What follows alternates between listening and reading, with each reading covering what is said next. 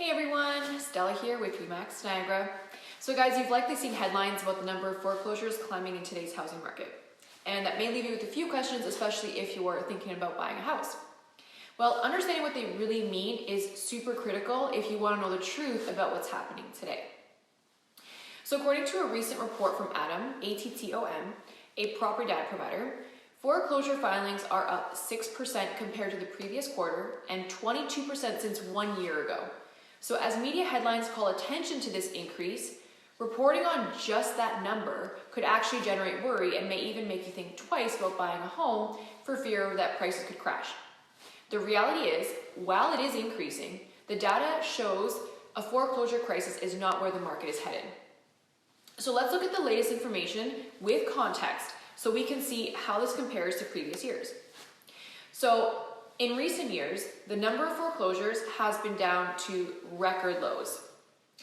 That's because in 2020 and 2021, the forbearance program and other relief options for homeowners helped millions of people stay in their homes, allowing them to get back on their feet during a very challenging period.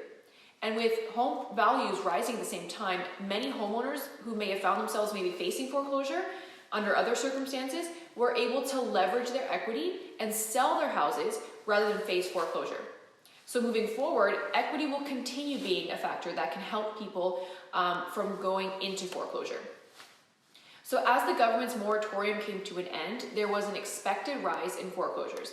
But just because foreclosures are up doesn't mean the housing market is in trouble. So basically, there's not a sudden flood of foreclosures coming.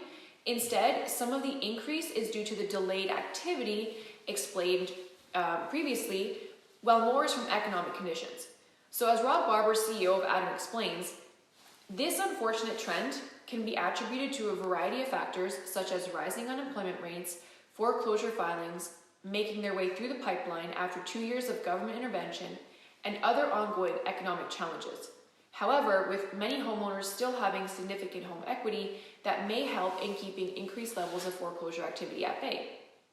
So while foreclosures are climbing, it's clear foreclosure activity now is nothing like it was during the housing crisis. In addition to all the factors mentioned above, that's also largely because buyers today are way more qualified and less likely to default on their loans. Today, foreclosures are far below the record high number that was reported when the housing market crashed. So bottom line, right now, putting the data into context is more important than ever. While the housing market is experiencing an expected rise in foreclosures, it's nowhere near the crisis levels seen when the housing bubble burst. And that won't lead to a crash in home prices. So I hope that helped clarify some of the unexplained questions out there. If you have any other questions, please reach out. I'm more than happy to help.